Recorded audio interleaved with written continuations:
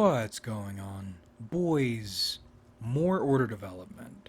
Yapping about recent events, more thoughts on reality, and then some potential organizational stuff. So I had two more vivid, foreboding dreams back to back. The same night, actually. Wake up panicked from one, and then go straight into the next one. And following recent events, I am now taking dreams a lot more seriously, especially considering I haven't been dreaming that much lately. In the first one, I go into North Korea for some reason. I'm with an Eastern European dude who looks like Jason Statham and wears a black jacket, and a very nondescript Lord of the Flies, porky looking ass white guy. Of again, no real description, doesn't do anything, he's there and then he isn't there. Things are fine at first, but the vibes are as bad as they probably should be. We're being guided around and propaganded at, warned constantly, and then we get put into separate hotel rooms. And for some reason, I mean, it goes without saying that they are monitored, but in the dream I was hyper aware of the fact that I was being watched at every moment.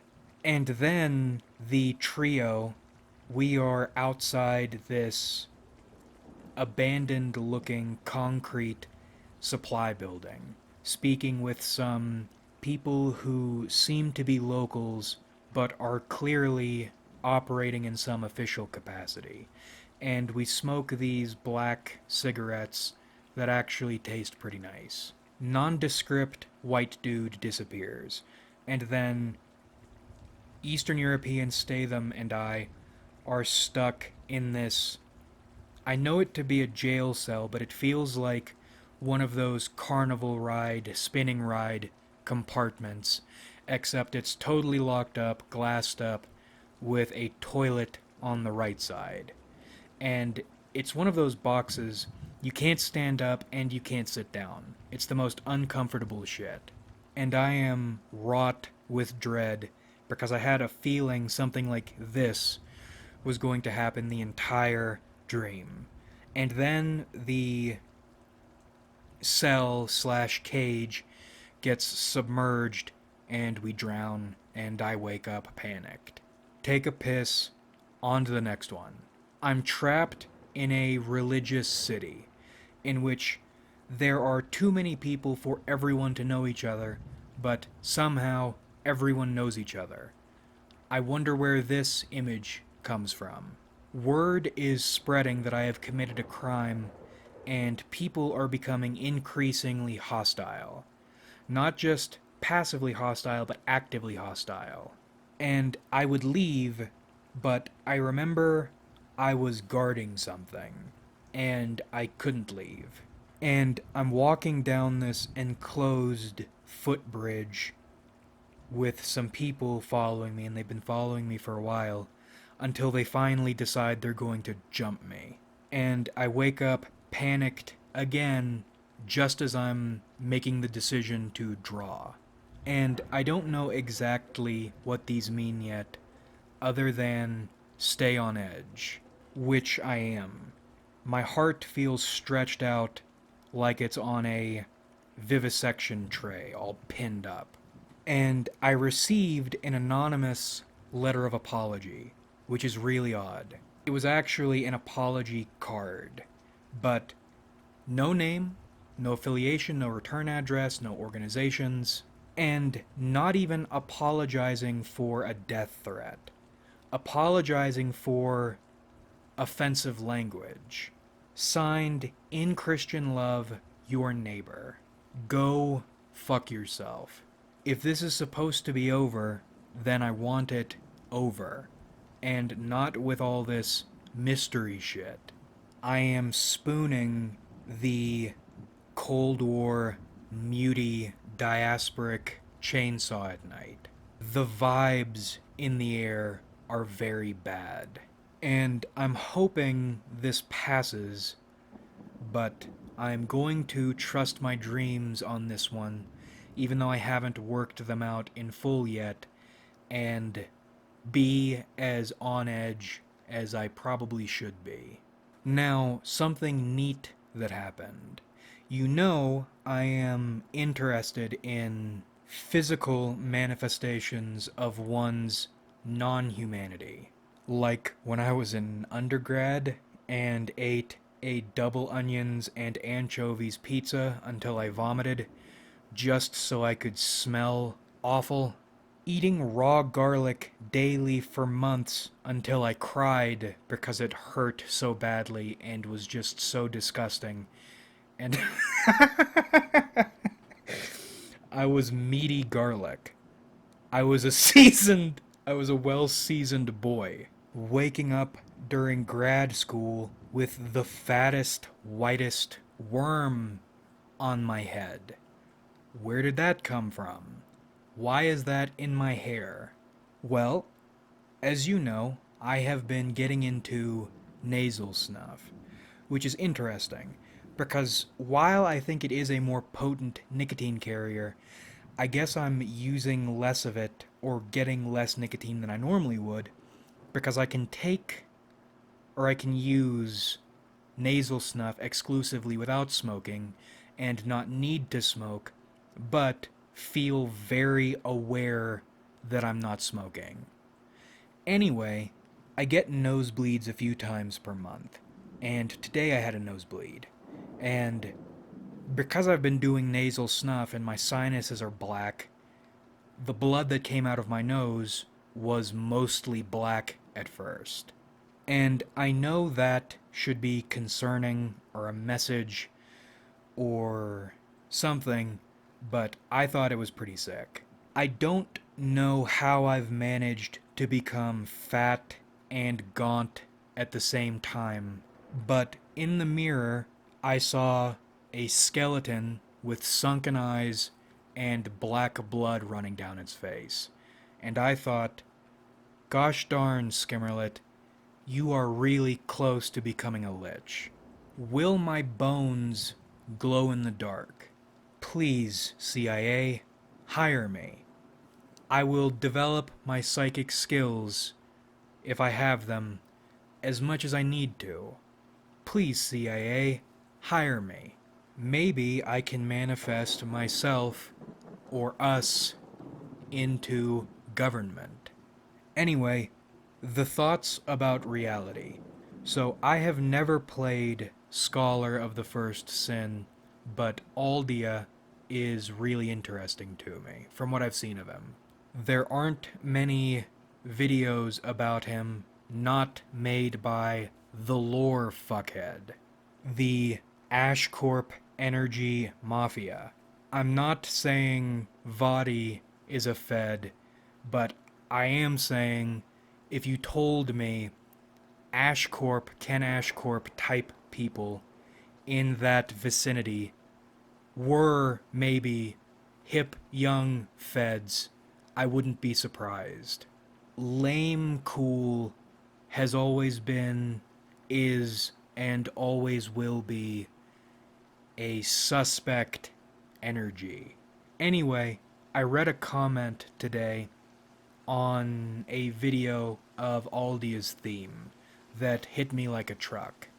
There is no path. What have we been talking about for a long time now? Find the path, find your path, stick to the path, get back on the path, the path, the path, the path. Pilgrim's Path. Just completed that.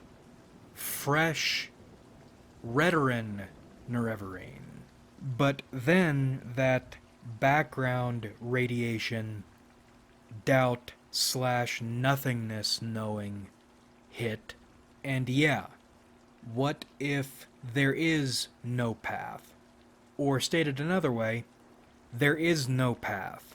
You know there is no path. You know none of this means anything. Now what? And this sort of lost feeling is odd, because normally I would be able to tricknology my way out of it. I would be able to fool myself into something, some sense of purpose, or some distraction to get me out of this and back on a path. And I could still do that. I can still come up with purposes, but this time, that knowledge that none of this means anything. No, look at me. Really, none of this means anything. This existence means nothing. Feeling isn't going away. Now, granted, I know for a fact this feeling will go away at some point, and I'll be able to distract myself effectively and believe it. But for right now, the fact it isn't going away means I need to be thinking about it. Whenever you're confronted with some problem or pain, there's a lesson in it. Don't let it slip away. Don't run from it. Do whatever you have to do, but make sure you're learning what you're supposed to learn from it. So, what am I learning from this malignant void feeling? And it's odd, right? Because if this were just void, then it would just be void. But when I feel this void, there is a malice in it. This is the furthest thing from a peaceful nothingness, right? And it's even more intense because if you remember, the most important mystery, the most fundamental mystery, is that there is something instead of nothing.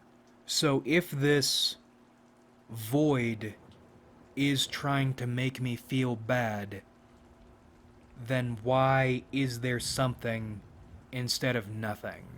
Maybe it's a more powerful challenge to ego. Anyway, one of the baseline lessons I am reminded of in these times: learning the truth, if you are even capable of comprehending it, is not going to make you happy.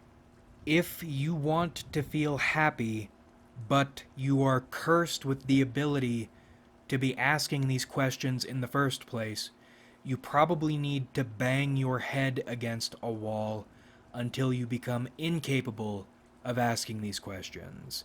And then you can be happy. Figuring out how the hot dogs are made, if you can even understand what's going on, is going to make you sick on a level your body isn't built to deal with. Maybe that's what's going on. Maybe we are getting closer to truth, and in getting closer to truth, we are experiencing the exact physiological, spiritual reaction we should be. If you put your hand in fire, you get burned. If you put your mind on truth, you get void and alienation and depression and sickness. Does seeking truth turn your blood black? The next necessary question, ever-present question is, or when you go down this path anyway, is if this all does in fact mean nothing, then why don't you drop out now? The answer is because, of course, even if it feels like there's nothing, maybe there is nothing, but the fact that no matter how you feel, your instinct is not to drop out, or at least to look for reasons not to drop out, then something is here for us to figure out, even if it means nothing. And that math, to my mind, both makes no sense and makes perfect sense. But again, I think the pre-apocalyptic outlook is more than useful here. I think it's correct, and I think it is part of whatever it is we are not understanding, one, but need to do, two. Seeking doesn't give you answers on possibilities or possible routes toward victory. Seeking gives you detailed explanations on why you have already lost. Because it seems like the more you learn, the more you realize we, if you mean by we humanity as a species, we are done. We're finished. We just haven't bowed out completely yet, but it's inevitable. And when you're learning, you are not learning what can be done to fix everything, which is why Uncle Teddy is so tragic. He was so optimistic about a species that is done. Things are going exactly the way he predicted, and worse. And it's crazy, right? Because he talked about AI, and just 2 years ago, his predictions on AI still would have been science fiction. In 2 years, Uncle Teddy has been proven more correct. Spooky shit. What else is Uncle Teddy right about? Not just going to be right about, but perhaps right about right now, and we don't know he's right about it yet. It feels like, even though we are doomed and cannot do anything about it, our jobs are to figure out what exactly is wrong, why it's wrong, how wrong it is. To get as close to the truth as one can, despite its effects on your body. And I'm in love with the black blood image, because that's how it feels. The more you learn, the more it feels like the blood in your veins isn't human. You're alive, you're among them, but you aren't of them. But it's odd because that isn't a path. A path implies a destination. And right now, it feels like there is no destination. There is no path. There is just dark woods and cold wind. None of this makes any sense. Everything feels bad and fake. The vibes feel like a chain under tension. In this moment, I'm looking at life as if this is how it could feel until it's over. Harrowing shit. Especially when I get recommended these pop therapy videos pretty regularly. And you'll go into the comment sections and you'll see people who are older than 50 still dealing with their childhood shit. I read one comment about a woman who was in her 70s and still not over it. That's terrifying to me. But that's part of the fugly bugly, man. Organizational. Why is that word so hard? That is part of the organizational shit. I've been thinking about what's going to happen if my organization ends up dissolving. Because we aren't doing so hot.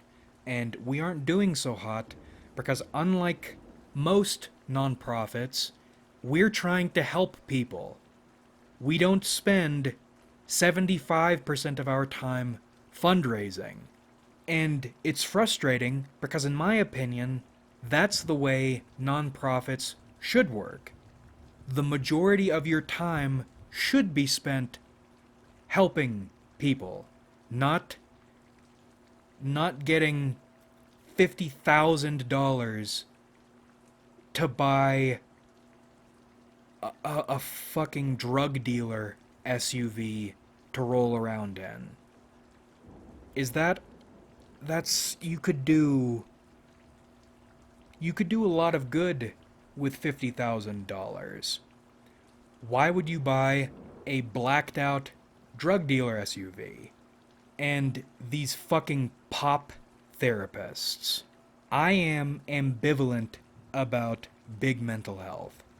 Ambivalent, by the way, I keep seeing people misuse it as a synonym for apathetic or complacent. Ambivalent means caring about both options intensely and in conflict with one another. It doesn't mean not caring at all. It means caring about both a lot and having conflicted opinions. That is ambivalence. I am ambivalent about big or popular mental health. This is the tricky word shit that people, it's obvious, it's very clear, but people don't give a shit to think about. Let's look at it like Antifa, right? They call themselves Antifa for anti-fascist, but they often aren't anti-fascist. Being called Antifa or anti-fascist doesn't make them act anti-fascist, which is annoying because instead of attacking people who probably deserve to be attacked, you know, the ones toting guns and causing real problems for people, they go after fat retards who are unthreatening, who are not causing any problems. They're just useless. You go after the useless ones. You don't go after the people who are actually dangerous. Words. Using a word or calling yourself a word, calling something a word, doesn't make that thing supportive of that word. So, big mental health or popular mental health. Mental health is one of the most important things in a society. Mental health, popular mental health or big mental health, seems not to be super concerned with mental health. Establishment mental health is there to keep the gears turning and the capital flowing. The fact that oppositional defiant disorder is a thing, look it up, is disturbing. The fact that therapists will market themselves as the solution to your problems and then get their parrots to parrot to you that mental health or establishment mental health is the solution to your problems is a frustrating lie. Now, I got lucky. This is why I am ambivalent about establishment mental health, because there are people in it doing good work. I lucked out and my last therapist was a good one, but it took a few bad therapists to get to a good one. And the good one is not marketing a solution to all your problems, but as a management system to problems that may never go away. That's the honest, sober way of looking at it. And if all mental health were like that, without pill popping, not that there's anything necessarily wrong with pills, that would be one thing. But that's not the way establishment mental health operates. And even the good ones, right? I stopped being able to attend therapy because I couldn't pay. And I get it. I don't hold that against my therapist.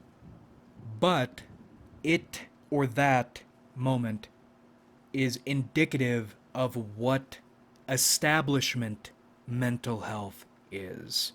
It's all about money. And you can see memes about it, right?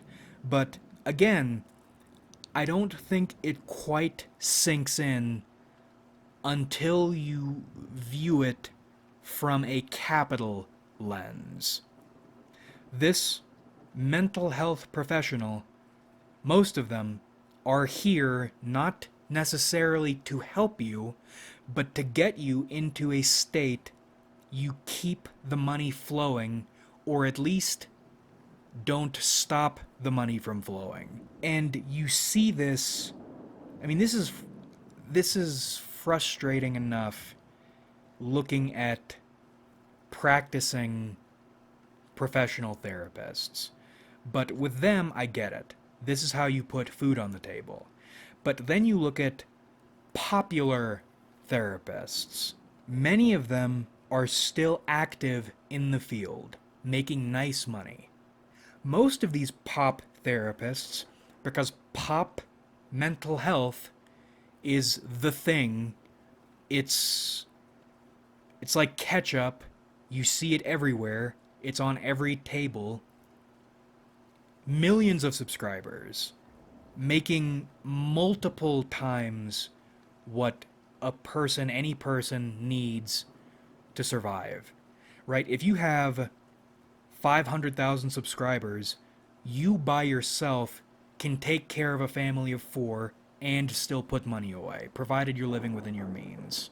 But every single one of these fuckers, in addition to their salary and their YouTube money, is selling you a program. And these things are not inexpensive for what they are. If you really give a shit and you think your hands-off program, right? Nobody's asking you to do pro bono therapy face-to-face constantly. Nobody's asking for that. If you think this hands-off, static program you're offering is worth the money and can really turn lives around, why not put it out for free? Maybe.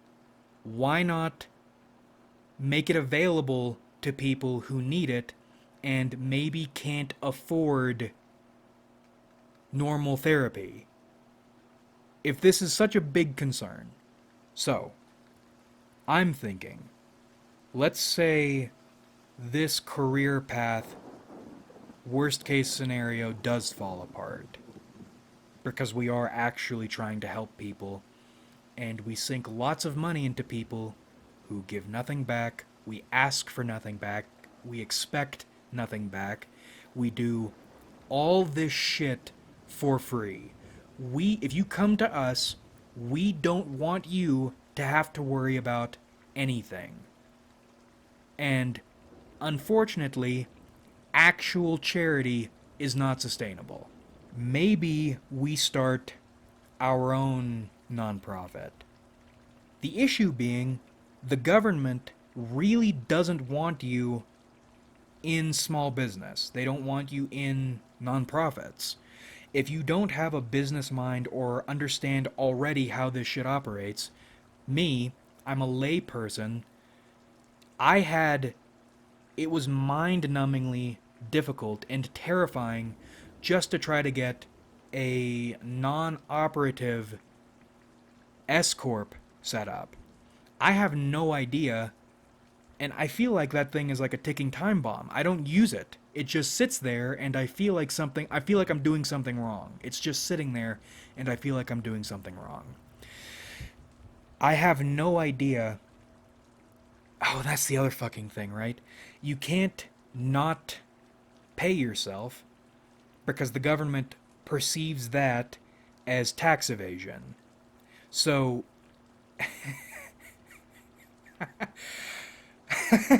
how do you do anything? How do you put money away? And let's not even think about nonprofits. How do you invest in your business if you are forced to pay yourself? Right? It's the most why do you even have to have a corporation?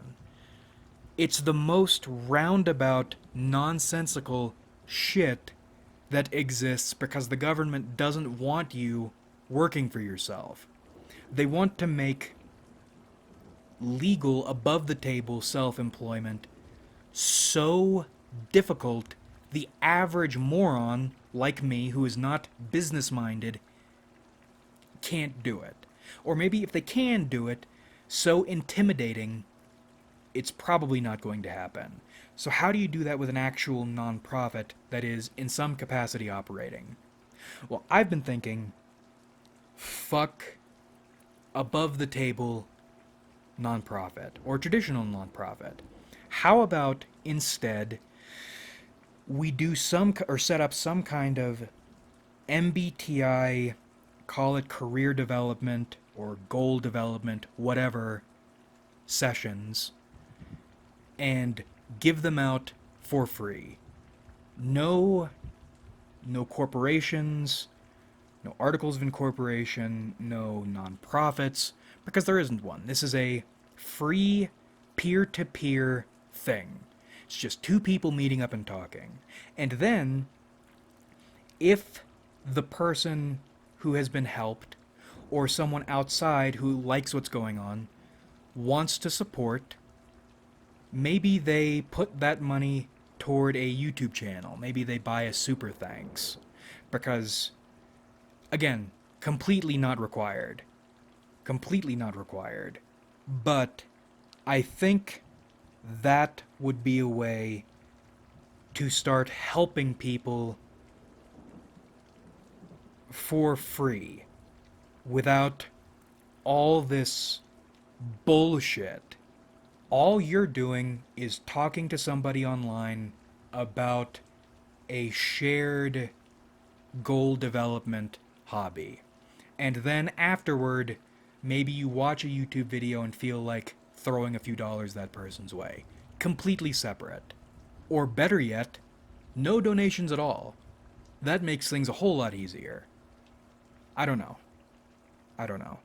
But it's all infuriating. And I want a way to continue my career development in the event my career falls apart, and spit, right? That's the other thing. Have you noticed, even now, I'm doing it. The measure of moral goodness is the degree to which a person spits in the face of perceived bad people. I hate that shit. I'm doing it right now. Still. Spitting in the faces of that shit by making some degree of support available to people who maybe can't pay for it. I don't know. It's going to take a while if that's the way we go, but I think I'm going to start putting together resources.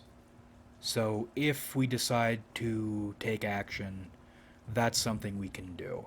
And then maybe, if that all works out, maybe one day we can set up an actual nonprofit. Wouldn't that be a dream? An actual volunteer nonprofit. Good for the community or the world, whatever you want to call it, and good for your resume. You are a community support specialist with the SOA outreach group, career development group. Who knows? I am tweaking today. I am gesticulating more than I normally do, by a lot. I have other things on the mind, but I think we will cut it off here. But that about rippity wraps this one up. I hope you enjoyed watching, because I certainly enjoyed making it. I am in a weird mood today.